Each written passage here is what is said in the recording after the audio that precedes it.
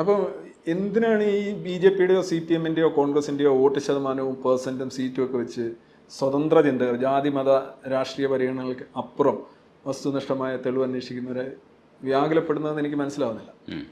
നമ്മളതാണ് പറയുന്നത്, no ജാതിപ്പണി, മതപ്പണി, പാർട്ടിപ്പണി, let evidence lead. അതുപോലെ തന്നെ നമ്മൾ മുന്നോട്ട് വെക്കുന്ന ഒരു മുദ്രാവാക്യം ഈ മത ഇടങ്ങൾ കൂടുതൽ മതേതരമാകുക, മതേതര ഇടങ്ങൾ കൂടുതൽ മതരഹിതമാക്കുക, ഇനി മതരഹിതമായ ഇടങ്ങൾ അത് കൂടുതൽ മാനവികമാക്കുക. തെളിവുകളുടെ അടിസ്ഥാനത്തിലാണ് പാരമ്പര്യവാദികളും ഈ കാര്യങ്ങളൊക്കെ വിശ്വസിക്കാൻ, യുക്തിവാദികൾ, ഫ്രീ തിങ്കേഴ്സ് എല്ലാം അങ്ങനെയാണ് മനസ്സിലാക്കേണ്ടത്. കാര്യങ്ങൾ അങ്ങനെ വസ്തുനിഷ്ഠമായി മനസ്സിലാക്കി എടുക്കേണ്ടി വരും.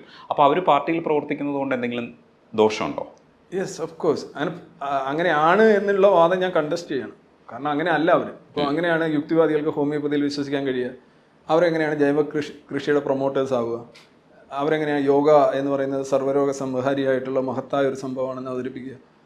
അവരെങ്ങനെയാണ് വൈരുദ്ധ്യാത്മിക ഭൗതികവാദമാണ് ലോകത്തിൻ്റെ താളം എന്ന് വാദിക്കുക? അവിടെയാണോ തെളിവുകൾ ഉന്നയിച്ചാണോ അവർ പോകുന്നത്? അവരെല്ലാം ഇത് ഓരോരോ ഡോഗ്മകളുടെ പിന്നാലെയാണ് പോകുന്നത്. അല്ല, ഒരു രാഷ്ട്രീയ സംവിധാനം അല്ല, ഞാൻ പറയാം. ഓക്കെ, രജനീഷ് പറഞ്ഞൊരു കാര്യം, കക്ഷി രാഷ്ട്രീയത്തിൽ പ്രവർത്തിക്കുന്നതിന് പ്രശ്നമുണ്ടോ എന്നുള്ളതാണ്. എസൻസിലുള്ള പല ആളുകൾക്കും പല കക്ഷി രാഷ്ട്രീയം ഉണ്ടോ, നമ്മളത് മൈൻഡ് ചെയ്യുന്നില്ല. ഇവിടെ അങ്ങനെയല്ല. ഈ പ്രസ്ഥാനങ്ങളിൽ ഏതെങ്കിലും കക്ഷി രാഷ്ട്രീയം ഉണ്ട് എങ്കിൽ അതൊരു പ്രശ്നമാണ് അവർക്ക്. ഇന്ന പാർട്ടിയിൽ മാത്രം പ്രവർത്തിച്ചാൽ മാത്രമേ അവരുടെ സർട്ടിഫിക്കറ്റ് കിട്ടുള്ളൂ. അപ്പം എനിക്ക് ഒരു കക്ഷി രാഷ്ട്രീയമില്ല, എനിക്കൊരു പാർട്ടിയോടും അനുകൂലമില്ല പ്രതികൂലവും ഇല്ല. പണ്ടൊക്കെ ഉണ്ടായിരുന്നു. വീട്ടിലെ ഫാദറൊക്കെ സ്വാഭാവികമായിട്ട് നമ്മളുടെ ഒരു കമ്മ്യൂണിസ്റ്റ് ഇതാണുമല്ലോ. ആ ഒരു കാലഘട്ടം കഴിഞ്ഞതിന് ശേഷം actually I am completely neutral. എനിക്ക് കക്ഷി രാഷ്ട്രീയത്തിലേ താല്പര്യമില്ല. പിന്നെ എസൻസിലുള്ള പലർക്കും പല രാഷ്ട്രീയം ഉണ്ടാവും.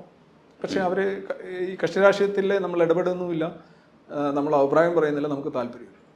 പക്ഷേ രവിചന്ദ്രൻ സംഖ്യയാണ് എന്ന വർത്താനം ഇപ്പോൾ രൂഢമൂലമാണ്. അത് അങ്ങനെ തന്നെ എസ്റ്റാബ്ലിഷ് ചെയ്ത് തന്നെ സംസാരിക്കുകയും ഒടുവിൽ ഏത് വീഡിയോയുടെ അടിയിലും അങ്ങനെ ഒരു കമൻറ്റ് ചെയ്യുന്ന തരത്തിലേക്ക് കാര്യങ്ങൾ മാറി വരികയും ചെയ്തു.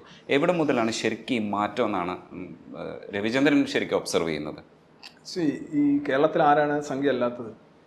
ആരാണ്, എങ്ങനെയാണ് ഒരാൾ സംഖ്യ ആവുന്നത്? ഞാൻ ഈ അടുത്തിടെ ഒരു മാതാവ് മകനെ കാണാനായിട്ട് ജയിലിൽ ചെന്നപ്പോൾ അവർ കുറച്ച് കൊണ്ടുവന്നു. മകന് കൊടുക്കാനായിരിക്കും, അല്ലെ മകൻ പറഞ്ഞിട്ടായിരിക്കും, എന്തോ ആയിരിക്കും. അവരെ ഒരു വസ്ത്രധാരണ രീതിയൊക്കെ കണ്ടിട്ട് അവരൊരു നോൺ മുസ്ലിം ആണെന്ന് മനസ്സിലാക്കി. അതിൻ്റെ കീഴിൽ വന്നിരിക്കുന്ന കമൻറ്റുകൾ ഞാൻ വേണേൽ അങ്ങോട്ട് അയച്ചുതരാം. മൊത്തം സംഗിണി, പിന്നെ ചാണകം, ഇവരിത് എന്തുവാന്ന് പോലും അവരറിയണമെന്നില്ല. 100 കണക്കിന് കമൻറ്റുകൾ ഇങ്ങനെയാണ് വരുന്നത്. എന്തായിരിക്കും എൻ്റെ കാര്യം?